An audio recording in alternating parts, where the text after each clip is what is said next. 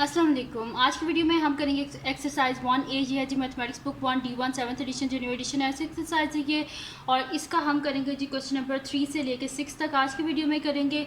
और इससे पहले के जो क्वेश्चन है पहले करवा चुकी हूँ, उसका लिंक मैं डिस्क्रिप्शन में दे दूँगी। और अगर अभी तक आपने मेरा चैनल सब्सक्राइब नहीं किया तो उसको सब्सक्राइब कर दीजिए, और जो मेरा सेकंड चैनल है उसका लिंक भी डिस्क्रिप्शन में, अगर आपका दिल करे तो उसको भी सब्सक्राइब कर दीजिएगा। तो स्टार्ट करते हैं। हमारे पास है जी हमने प्राइम फैक्टराइजेशन जो है इसको यूज़ करके ये जो गिवन क्वेश्चन है इनको हमने सॉल्व करना है। तो हमारे पास है जी √1764। तो प्राइम फैक्टराइजेशन, तो साइड पे हम इसकी प्राइम फैक्टर्स इसके फाइंड आउट कर लेते हैं कि इसके क्या हमारे पास प्राइम फैक्टर्स आएंगे। तो क्वेश्चन है जी 1764।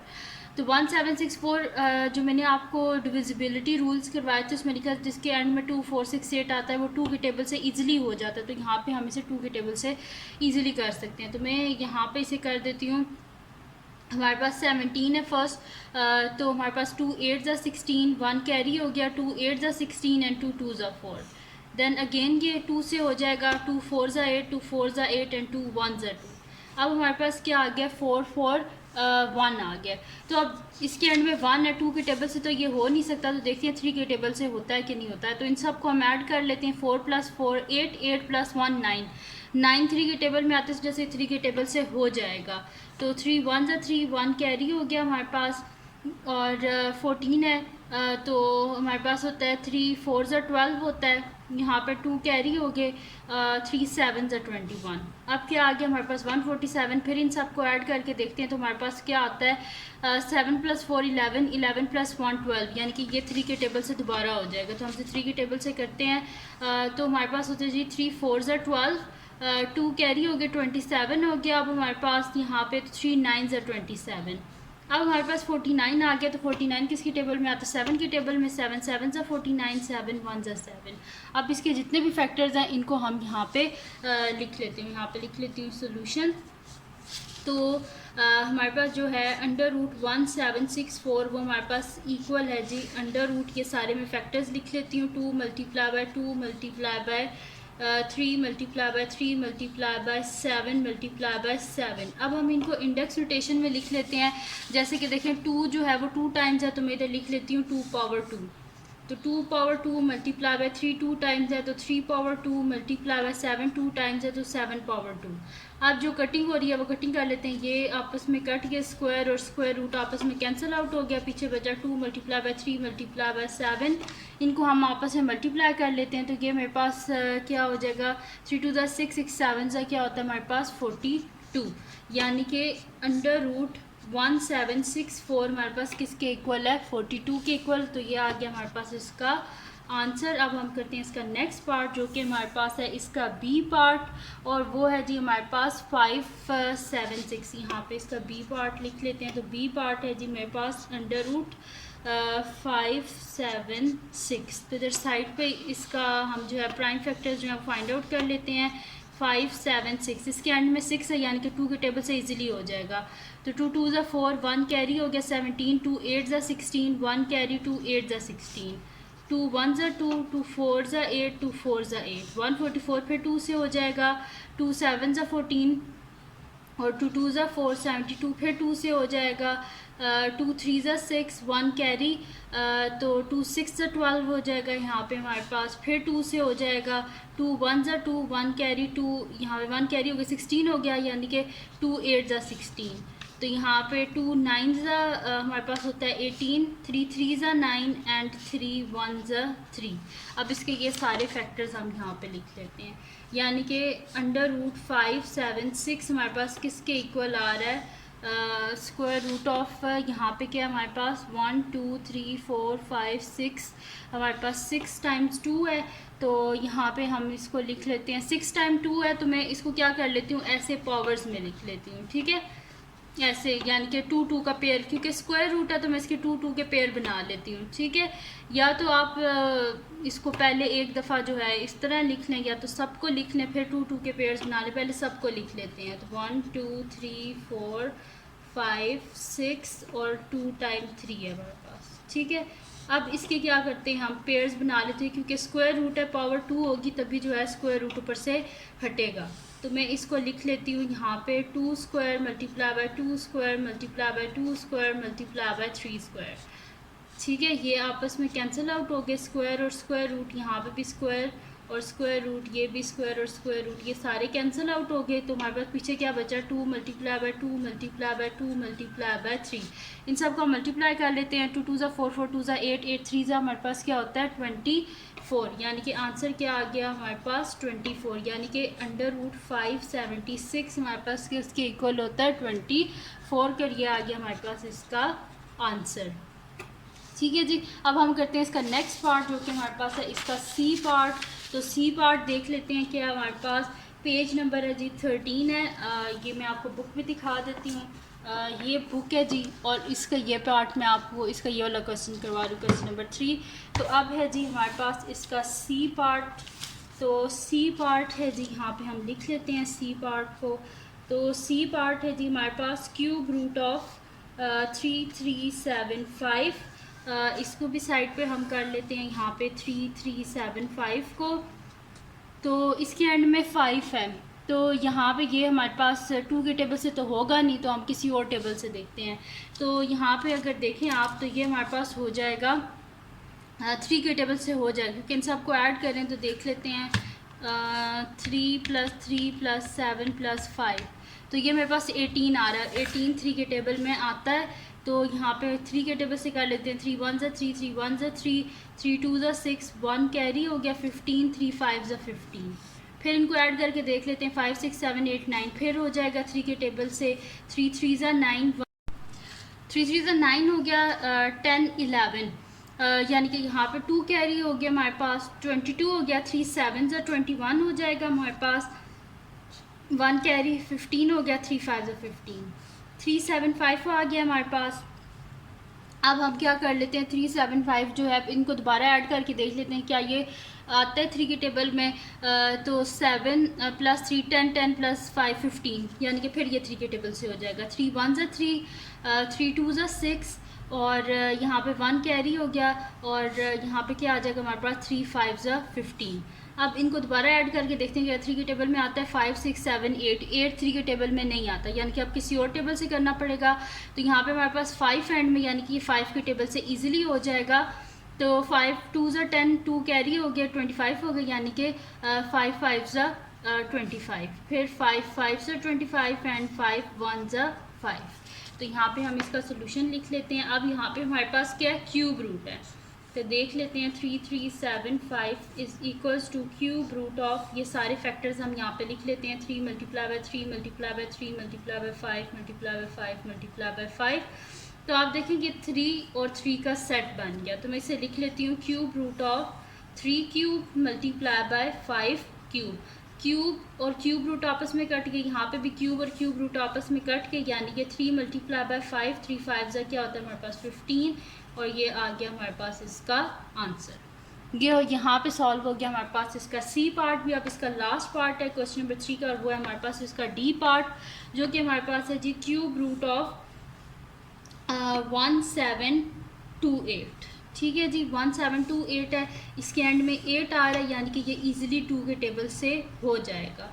तो इसको हम कर लेते हैं 2 8 ज़ा हमारे पास होता है 16, 1 कैरी 2 6 ज़ा 12 हो जाएगा, 2 4 ज़ा 8, फिर 2 के टेबल से 2 4 ज़ा 8, 2 3 ज़ा 6, फिर हो जाएगा हमारे पास 2 2 ज़ा यहाँ पे हो जाएगा 4 हमारे पास। सही है, अब क्या कर लेंगे, फिर 2 के टेबल से हो जाएगा हमारे पास 2 2 ज़ा 4, हमारे पास हो जाएगा 2 1 ज़ा 2, 1 कैरी 2 6 ज़ा 12, 2 1 6 आ गया हमारे पास।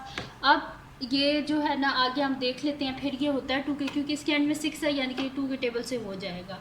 तो 2 1 ज़ा 2 आ जाएगा हमारे पास, तो 1 तो आता नहीं यहाँ पे, तो 0 आ जाएगा, एंड हमारे पास क्या हो जाएगा 2 8 ज़ा 16 हो जाएगा हमारे पास। ठीक है, अब फिर इसको कर लेते हैं यहाँ पे 2 5 ज़ा 10, 2 4 ज़ा 8, फिर यहाँ पे हम इसे आगे कर लेते हैं, तो ये 54 है, फिर 2 के टेबल से हो जाएगा 2 2 ज़ा 4, और यहाँ पे क्या हो जाएगा 2 7 ज़ा 14 हो जाएगा। अब 27 आ गया, 27 जो है ये तो 2 के टेबल से होगा नहीं, तो 3 के टेबल से हो जाएगा। 3 9 ज़ा 27, 3 3 ज़ा 9, 3 1 ज़ा 3। तो अब इसको हम यहाँ पे लिख लेते हैं, मैं यहाँ पे लिख लेती हूँ सोल्यूशन, और मेरे पास है जी cube root of 1728 which is equals to, हमारे पास क्या आ रहा है क्यूब रूट ऑफ, ये सारे जितने भी फैक्टर्स हैं वो मैं यहाँ पे लिख लेती हूँ।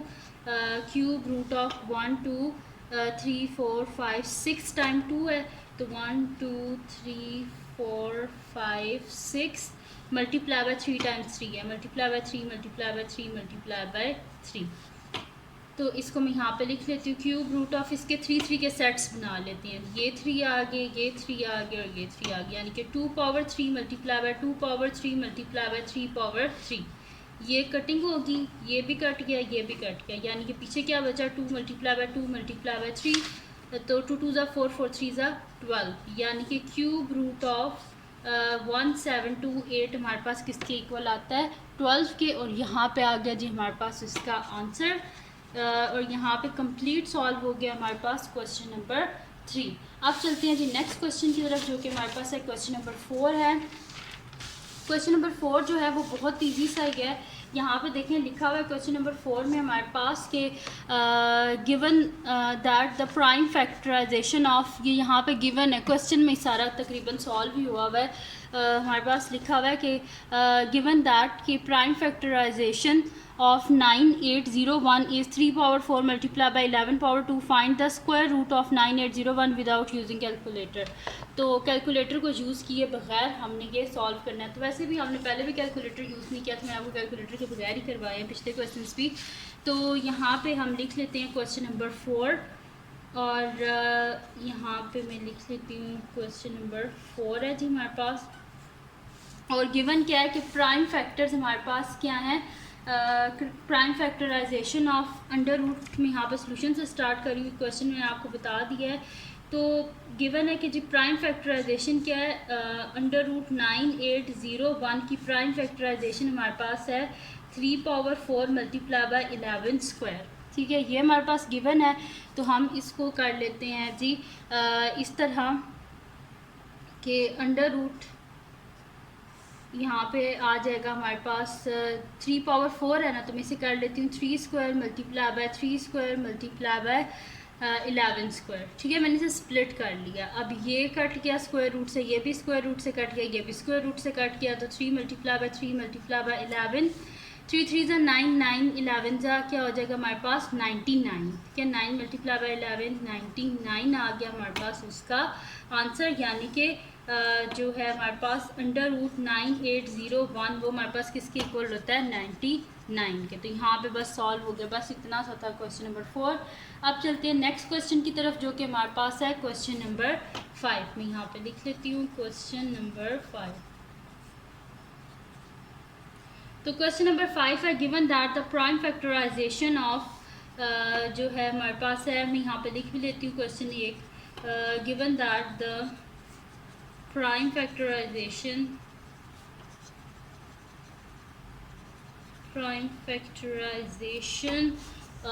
of हमारे पास जो नंबर है 21952 is 2 power 6 multiply by 7 power 3 find. अब हमने यहाँ पे क्या फाइंड आउट करना है, क्यूब रूट फाइंड आउट करना है। Find cube root of 21952। Prime factorisation given है तो ये बहुत इजी है सॉल्व करना। तो यहाँ से सोल्यूशन स्टार्ट करते हैं। मैं लिख लेती हूँ cube root of 21952 is equals to cube root of, ये लिख लेते हैं हम यहाँ पे 2 power 6 multiply by 7 power 3। 2 power 6 है तो मैं इसे स्प्लिट करके लिख लेती हूँ 6 है ना, 2 power 3 multiply by 2 power 3, 3 plus 3 दोबारा 6 हो जाता है, मल्टीप्लाई बाय 7 पावर 3। अब हम यहाँ पे क्या कर लेते हैं, कटिंग कर लेते हैं। तो यहाँ पे 3 और 3 ये कटिंग होगी क्योंकि क्यूब और क्यूब रूट आपस में कट गए। तो 2 मल्टीप्लाई बाय 2 मल्टीप्लाई बाय 7, 2 2 4, 4 7 हमारे पास क्या हो जाएगा 28। मैं यहाँ पे लिख लेती हूँ 4 multiply by 7 which is equals to 28, और ये आ गया हमारे पास इसका आंसर। यानी कि क्यूब रूट ऑफ 21952 हमारे पास किसके इक्वल आया 28 की। तो यहाँ पे हमारे पास कंप्लीट सॉल्व हो गया क्वेश्चन नंबर 5 भी। अब हम चलते हैं नेक्स्ट क्वेश्चन की तरफ, जो कि हमारे पास है क्वेश्चन नंबर 6 है। और क्वेश्चन नंबर 6 के हमारे पास के estimate the value of each of the following, इसमें से जो है ना हमने एस्टिमेटेड वैल्यू इसकी फाइंड आउट करनी है। एस्टिमेटेड वैल्यू किस तरह फाइंड आउट करते हैं कि जो कंप्लीट हमारे पास जो इसके नियरेस्ट होता है ना, जैसे कि स्क्वायर है तो इसके नियरेस्ट जो हमारे पास होगा ना कंप्लीट स्क्वायर वो हम लिख लेंगे। जैसे 66 है तो 66 के नियरेस्ट हमारे पास क्या वैल्यू होती है 64। 8 का स्क्वायर होता है, इसमें 80 है, 80 के नियरेस्ट हमारे पास क्या होती है 81 जो कि 9 का स्क्वायर है। 218 है तो 218 के करीब हमारे पास क्या है 216 का क्यूब होता है 730 है। इस तरह जो है ना वो हमने लिख लेना। तो कह रहे कि एस्टिमेट करें इन वैल्यूज़ को, तो हम यहाँ पे कर लेते हैं।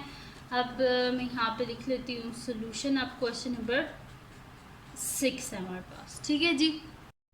ठीक है जी, तो स्टार्ट करते हैं। अब इसका ए पार्ट है हमारे पास, वो है जी स्क्वायर रूट ऑफ 66। अच्छा, इन क्वेश्चंस को सॉल्व करने के लिए आपको 1 से लेकर ना 10 तक के स्क्वायर्स और 1 से लेकर 10 तक के क्यूब्स, ये आप अगर आप जो है ना सही से मेमोराइज कर ले तो ये क्वेश्चंस बहुत इजी हैं आपके लिए। तो यहाँ पे हम सोल्यूशन स्टार्ट करते हैं। हमारे पास है जी अंडर रूट 66। तो अंडर रूट 66 को हम कह लेते हैं कि ये अप्रॉक्सीमेटली हमारे पास किसके इक्वल है अंडर रूट 64 के, ठीक है, क्योंकि नियरेस्ट हमने क्या कर लिया स्क्वायर ले लिया है।